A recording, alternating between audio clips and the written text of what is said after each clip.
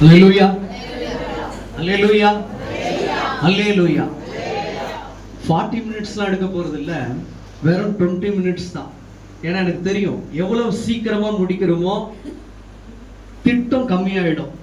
ஜாஸ்தியா போக போக போக உங்களுக்கும் இருதயமும் பசி வந்தால் பத்தும் பறந்து போடும்ன்ற மாதிரி அப்படியே பறந்து போயிடும். ஏன்னா அன்பான ஊழியர் என்னை அழைத்த போது என்னோட உள்ளத்துல ஒன்னே ஒண்ணுதான் இருந்தது. தேவன் அவர்கிட்ட பேசுனதுனாலதான் அழைத்தார், இல்லனா அவரால அழைத்திருக்க முடியாது. நான் சொன்ன கண்டிப்பா வர பாஸ்டர் அப்படின்னு சொன்னேன்.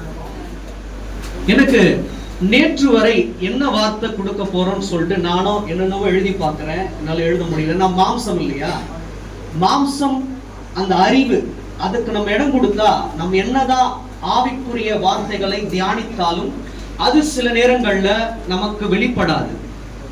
ஞானத்தின் மூலமாய் தேவன் நமக்கு என்ன வெளிப்படுத்துவாரோ, அது எந்த நேரத்துல தேவன் வார்த்தைகளை கொடுக்கிறாரோ அப்பதான் அது வெளிப்படும். நான் உண்மையா தேவன் என்ன பார்க்கிறா, நான் சொல்றேன், இன்று காலை 7 மணிக்கு தான் தேவன் வார்த்தையை கொடுத்தா. நான் கொஞ்ச நேரம் கூட வேஸ்ட் பண்ணாம நேரடியா தேவனுடைய வார்த்தைக்குள்ள போறேன். ஆதியாகமம் 49ஆம் அதிகாரம் 24ஆம் வசனம். இத நீங்க தியானிக்கிறதுக்கு முன்னாடி ஒரு விஷயம் நல்லா புரிஞ்சுக்கோங்க. யாக்கோபுக்கு மொத்தமாக 13 பிள்ளைகள் இருந்தாங்க. ரூபன், சிமியோன், லேவி, யூதா, தான், நப்தலி, காத், ஆசேர், இசக்கார், செபுலோன், யோசேப்பு, பென்யமீன், ஒரே ஒரு பெண் தீனா. இத நீங்க 1ல இருந்து வாசிச்சு பாத்தீங்கன்னா யாக்கோபு இவங்க பின்வரும் காரியங்களை குறித்து ஒண்ணா விளக்குவார். ரூபன்ல இருந்து பென்யமீன் வரை தெளிவாக விளக்குவார். இதுல நம்ம பார்க்க போற ஒரு விஷயம், அந்த 49ல 24 வாசிங்க. யோசேப்புக்கு ஒரு வார்த்தையை சொல்றாரு, உன் வில் உறுதியா இருக்கும். அப்படின்னு என்ன அர்த்தம்? உங்களுடைய வெற்றி உறுதியா இருக்கும். இங்க வந்தவர்கள் யாருமே வெறுமையால போக மாட்டீங்க. நான் நம்புறேன், விசுவாசமா நம்புறேன், மே மாதம் நீங்கள் அனைவரும் வெற்றி பெற்றவர்களா இருப்பீங்க. தேவனுடைய கிருபை, இரக்கம், அன்பு, தயவு கூட இருக்கும். அறிவு ஞானம் பெற்றவர்களாய் அங்க போயிட்டு நீங்க எக்ஸாம் எழுதும் போது தேவனே வந்து அவரே உங்களை மறைத்து வெளிப்படுவார். நீங்க போகும்போது, நான் போகும்போது சாமா நான் வந்து போவேன், வெளியே வரும்போது ஆவியானவரோட ஆளுகையோட தான் போவேன். நான் எழுத மாட்டேன், அவரே முன்னிருந்து ஆளுகை செய்வார் என்ற நம்பிக்கையில போங்க. அவர் பாருங்க, நீங்கள் அறியாததை கூட அறியும்படியாக தேவன் செய்ய வல்லவராய் இருக்கிறார். 24 வாசி. ஆனாலும்னா என்ன அர்த்தம்னா, மேல் வசனத்தை நம்ம வாசிக்கணும்னு அர்த்தம். 23 வாசிங்க. சில நேரங்கள்ல பிசாசு உங்களை மனவடிவாக்குவான். 1/2 hour படிங்க, 1/2 hour இன்ஸ்டாகிராம் யூஸ் பண்ணுங்க, இல்ல போன் யூஸ் பண்ணுங்க. அப்படி என்ன பண்ணுவான் பிசாசு உங்களை அவனுடைய ஒரு டிஸ்ட்ராக்ஷனுக்குள்ள கொண்டு போவான். அதுக்கு கொஞ்சம் கூட இடம் கொடுக்காதீங்க. இப்ப நீங்க சந்தோஷப்பட்டு நிம்மதியா இருந்துட்டீங்கன்னா எக்ஸாம் ஹால்குள்ள போகும்போது பிசாசு என்ன பண்ணுவான், உங்களை பிடிச்சிருவான். இப்ப ஜெப வாழ்க்கையில நீங்க உறுதியா இருந்துட்டு ஹார்ட் ஒர்க் வேற, உங்களால எவ்வளவு முடியுமோ படிங்க. ஆனா காரியத்தை வாய்க்க பண்ண தேவன் இருக்கிறார், கண்டிப்பாக அவரே நடத்துவார். வாசிங்க. ஆனாலும் அவனுடைய வில் உறுதியாய் நின்றது. ஏன் தெரியுமா? 22 வாசிங்க. கனி தரும் செடினா என்ன அர்த்தம்? வெற்றி தரும் செடியாய் உங்களோட வாழ்க்கையை தேவன் மாற்றுவார். யோசேப்பு கனி தரும் செடி, அவனுடைய வாழ்க்கையும் வெற்றி. கீழே வாசிங்க. இப்ப யோசேப்பு அப்படின்ற இடத்துல ஸ்டூடெண்ட்ஸ் போட்டுக்குங்க. ஸ்டூடெண்ட்ஸோட வாழ்க்கையும் வெற்றி, ஸ்டூடெண்ட்ஸ் எழுத போற எக்ஸாம்ஸும் வெற்றி. இப்ப படிங்க, புரியும் உங்களுக்கு. 22 ஆரம்பத்துல இருந்து படிங்க. யோசேப்பு கனி தரும் செடி, கனி தரும் செடி, அவனுடைய வாழ்க்கையும் வெற்றி, அவன் செய்யும் செயல்களும் வெற்றி, உங்களுக்கும் வெற்றி, நீங்க எழுத போற எக்ஸாம்ஸுக்கும் வெற்றி. வாசிங்க, கீழே வாசிங்க.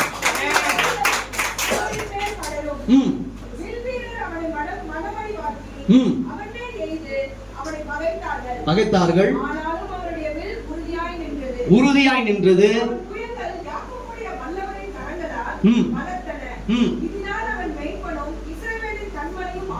இஸ்ரவேலின் கண்மலையும் ஆனான். அப்படின்னா என்ன அர்த்தம்?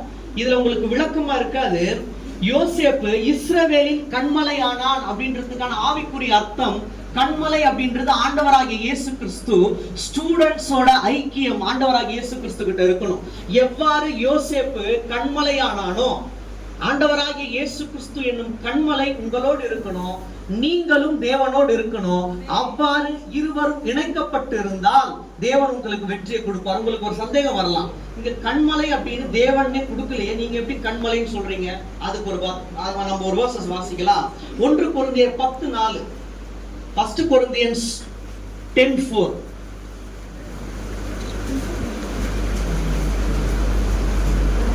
எல்லாரும் ஒரே ஞானபானத்தை குடித்தார்கள். எப்படி எனில் குடித்தார்கள். அந்த கண்மலை கிறிஸ்துவே.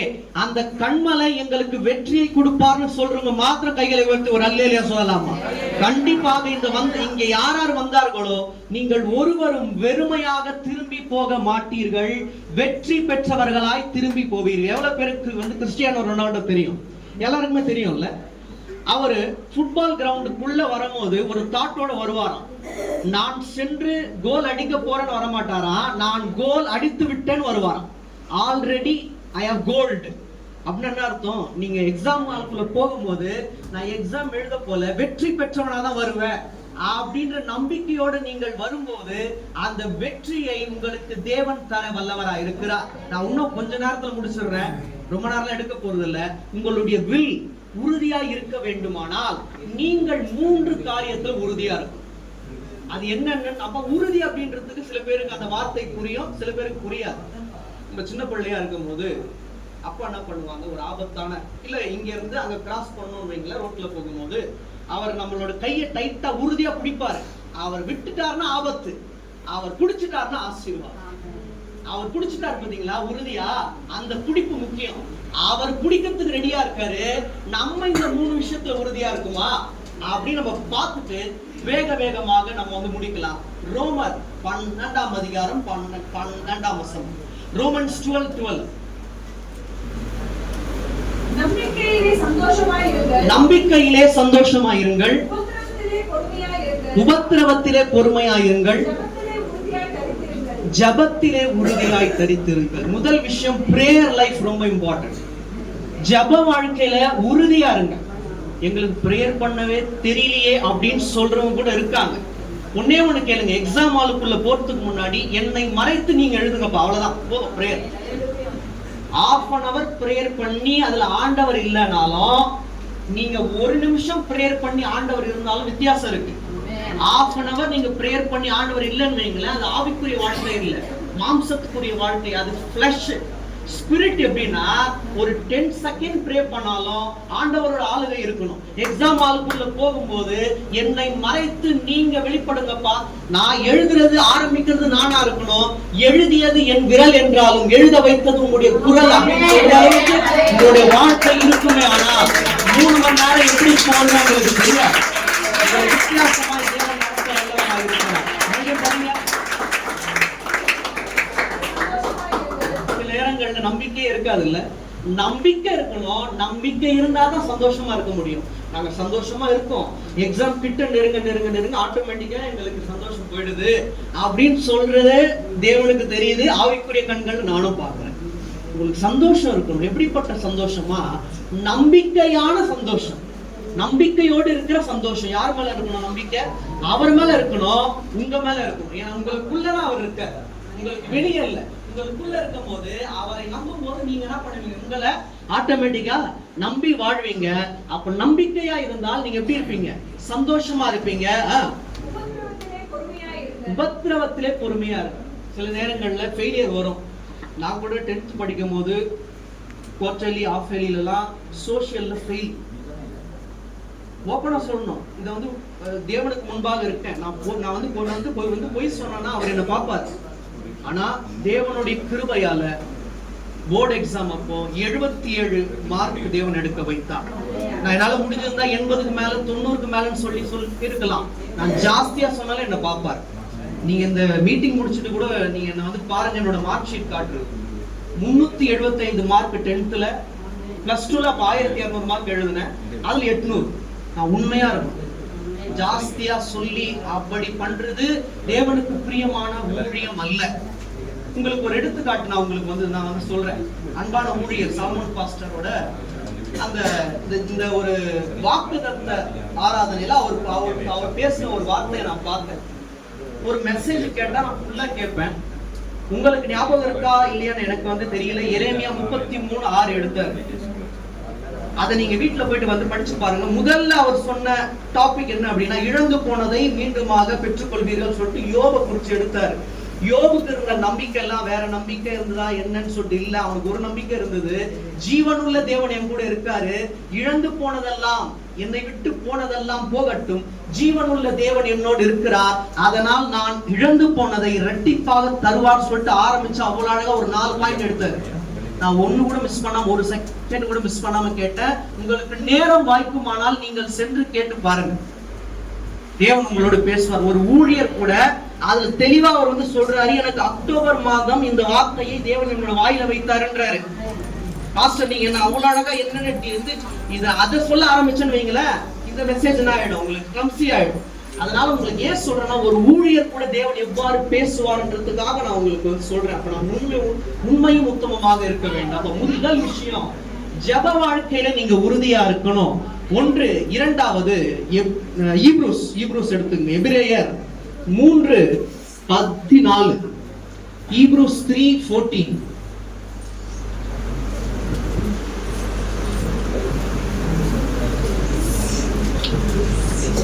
நாம் ஆரம்பத்திலே கொண்ட நம்பிக்கையை முடிவு பரியந்தம் உறுதியாய் பற்றிக் கொண்டிருப்போமாகில் கிறிஸ்துவினிடத்தில் பங்குள்ளவர்களாய் இருப்போம். அப்ப முதல் விஷயம் நம்ம பார்த்தோம், ஜெப வாழ்க்கையில உறுதியா இருக்கணும். இரண்டாவது, ஆரம்பத்தில் கொண்டிருந்த நம்பிக்கையில உறுதியா இருக்கணும். ஃபர்ஸ்ட் விஷயம் பிரேயர், இரண்டாவது ட்ரஸ்ட் டுவர்ட்ஸ் காட். அது ரொம்ப இம்பார்ட்டன்ட். நம்பிக்கையில நம்ம உறுதியா இருக்குமான்னு கேட்டா, ஆரம்பத்துல இருந்திருப்போம், மிட் டைம் எக்ஸாம்ல இருப்போம். ஏன்னா அதுல கொஞ்சம் மந்த்லி எக்ஸாமா இருக்கட்டும், மிட் டைம் எக்ஸாம்ல இருக்கட்டும், மார்க் கம்மியா இருக்கும், போர்ஷன்ஸும் கம்மியா இருக்கும்ல. அப்ப நம்மளுக்கு நம்பிக்கையா இருந்திருக்கும். 90 மார்க்கோ 100 மார்க்கோ வரும்போது தான் நம்மளுக்கு என்ன ஆகும், பயம் நம்மள அறியாம வந்துவிடும். ஆனா நம்பிக்கையில உறுதியா இருங்க. ஜெப வாழ்க்கையில உறுதியா இருந்துட்டு நம்பிக்கையில நீங்க உறுதியா இருக்கும் போது உங்களுடைய நம்பிக்கையை தேவன் இன்னுமாக சீர்படுத்த வல்லவராய் இருக்கிறார். விசுவாசிக்கிற மாத்திரம் கையில வருது. ஜெப வாழ்க்கை இன்று குன்றி போயிருக்கலாம். உங்களுடைய ஜெப வாழ்க்கையை இன்னும் மேம்படும்படி செய்ய வேண்டுமானால் உங்களுடைய நம்பிக்கை தேவனுக்குள்ளான நம்பிக்கையா இருக்கணும். இன்னொரு தடவை கூட வாசி. இன்ஸ்ட்ரக்ஷன் ரொம்ப இம்பார்ட்டன்ட். தேவனிடத்துல இருந்து உங்களுக்கு வரக்கூடிய இன்ஸ்ட்ரக்ஷன், அப்புறம் இவங்க கொடுத்தாங்க பாத்தீங்களா, அன்பான ஆசிரியர்கள் கொடுத்த இன்ஸ்ட்ரக்ஷனை நீங்க கேட்டு அதன்படி அதை கடைபிடித்து வாழும்போது இருக்கிறார். நல்லா புரிஞ்சுக்கோங்க, உங்களுடைய வில் கண்டிப்பாக உறுதியாக்கப்படும். ஆனால் இந்த 3 காரியத்துல நீங்க இன்னும் உறுதியா இருக்கணும். ஜெப வாழ்க்கையில உறுதியா இருங்க. இரண்டாவது நம்ம பார்த்தோம், என்ன பார்த்தோம் தெரியுங்களா, நம்பிக்கையில உறுதியா இருக்கணும். மூன்றாவது, புத்திமதியில இன்னும் உறுதியா இருக்கணும். புத்திமதியை கேட்டு விட்டு விடக்கூடாது, அந்த புத்திமதியை கடைபிடித்து வாழ வேண்டும். மறுபடியும் வாசிங்க. உறுதியாய் பற்றிக்கொள், அதை விட்டு விடாதே, அதை காத்துக்கொள், அதுவே உனக்கு ஜீவன். விட்டு விடக்கூடாது, அதை காத்துக்கொள்ளணும். ஒரு பொன் பொருள் இருந்தா எவ்வாறு நம்ம காத்துக்கொள்றோமோ, நம்மளுடைய பிள்ளைகளை எவ்வாறு நம்ம காத்துக்கொள்றோமோ, நம்ம என்ன பண்ணணுமா, புத்திமதிய விட்டு விடாம காத்து கொள்வோமே, ஆனால் அதுவே நமக்கு ஜீவனாய் இருக்கும். ஏன்னா புத்திமதி எங்க இருந்து வருது, ஆண்டவராகிய இயேசு கிறிஸ்து கிட்ட இருந்து வருது. அந்த புத்திமதியை தந்தவர் இயேசு. அதனால் அந்த புத்திமதியில ஒரு வேல்யூ இருக்கு. அதை காத்து கொண்டு வாழ்வோமானால் உங்களுக்கு வெற்றி வரும்போது அப்பதான் உங்களுக்கு ஜீவன் வந்த மாதிரி இருக்கும். அந்த வெற்றி உங்களுடைய வாழ்க்கையில் புதிய ஜீவனாக அதை மாற்ற தேவன் வல்லவராக இருக்கிறார். ஏசாயா 26:3. இன்னும் 2 மினிட்ஸ்ல முடிச்சிடுறேன். 2 to 5 மினிட்ஸ்ல முடிச்சிடுறேன்.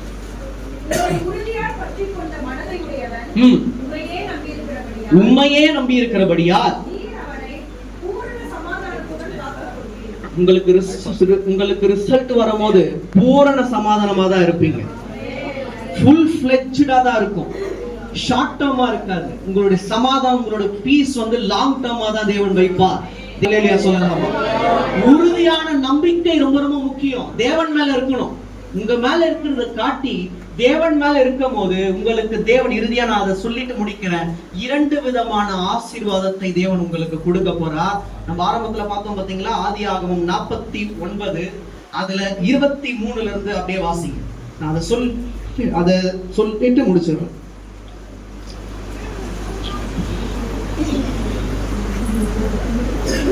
49 23 இருந்து வாசிங்க.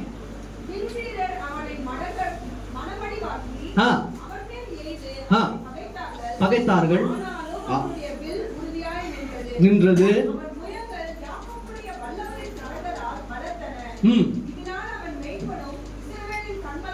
கண்மலையுமானான். அடுத்த வசனம்,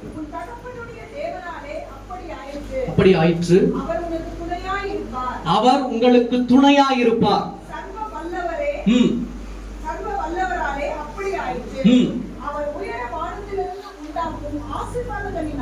உயர வானத்தில் இருந்து உண்டாகும் ஆசீர்வாதங்களினாலும் ஒன்று,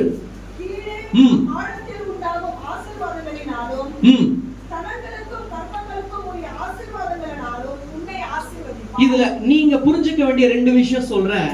உயர வானங்கள்னா பரலோக ஆசீர்வாதத்தினாலும் பூலோக ஆசீர்வாதத்தினாலும் இங்கு வந்தவர்களை தேவன் நிரப்பி வெற்றி வேந்தர்களாய் மாற்ற தேவன் வல்லவராய் இருக்கிறார்.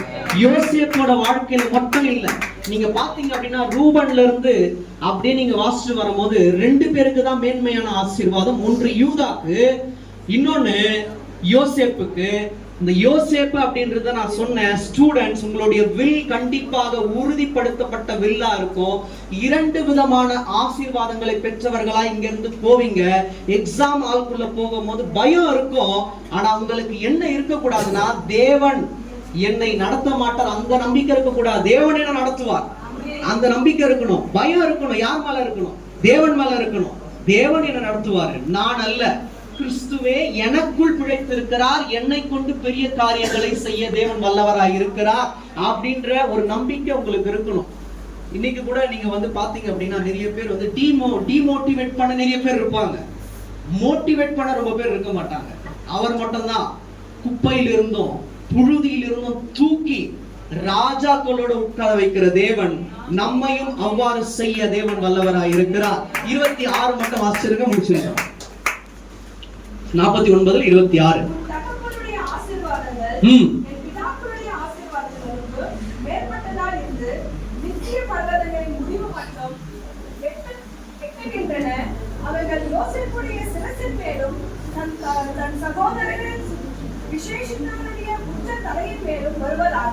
இத நீங்க படிச்சு பாத்தீங்கன்னா பயங்கரமா உங்களுக்கு ஒரு மாதிரி வந்து குழப்பமா இருக்கும், ஒரு வேத பாடம் மாதிரி ஆயிடும். ஆனா உங்களுக்கு என்ன இதுல இருந்து நீங்க எடுத்துக்கலாம் நான் உங்களுக்கு சொல்றேன்.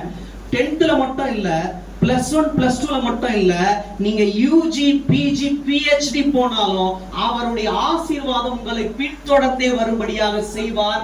எங்கு போனாலும் உங்களுக்கு வெற்றி நிச்சயம். அதனாலதான் ஒரு பாடலா உங்களுக்கு தேவன் ஒண்ணு சொல்ல போறாரு, தோல்வி கண்டு அஞ்சாதே மாணவனே, தோற்று போவதில்லை நீ மாணவியே. தோல்வி கண்டு அஞ்சாதே மாணவனே, தோற்று போவதில்லை நீ மாணவியே. வெற்றி உனது பக்கமே, வேண்டாம் மனதில் துக்கமே. வெற்றி உனது பக்கமே, வேண்டாம் மனதில் துக்கமே.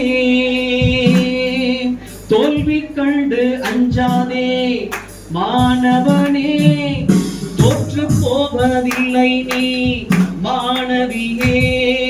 ஒரே ஒரு சாட்சியை சொல்லிட்டு நான் முடிச்சிடுறேன். என்னோட வாழ்க்கையில எல்கேஜி கூட லாக்கி இல்லை அப்படின்னு சொல்லிட்டு என்னோட மிஸ்ஸஸ் சொன்னாங்க. ஆனா இன்னைக்கு பிஹெச்டி வரைக்கும் கிளாஸ் எடுக்கும்படியாக தேவன் வைத்திருக்கிறார். என்ன தாழ்த்தி வெறுமையாக்கி சொல்றேன், 1060 பாடல்கள் நான் எப்படி எழுதுன்னு எனக்கே தெரியல. ஒரு லாங்குவேஜ்ல இல்ல, 6 லாங்குவேஜ்ல என்னை எழுதும்படியாக தேவன் செய்தார். 3000க்கும் மேற்பட்ட பாடல்களை பாடும்படியாக தேவனை செய்தார். நான் எங்கேயும் போயிட்டு நான் இவ்வளவு பாடல் பாடியிருக்கேன் அப்படின்னு சொல்ல வேண்டிய அவசியம் இல்லை. எல்லா பெருமையும் என் தேவன் ஒருவருக்கு, நம் தேவன் ஒருவருக்கு.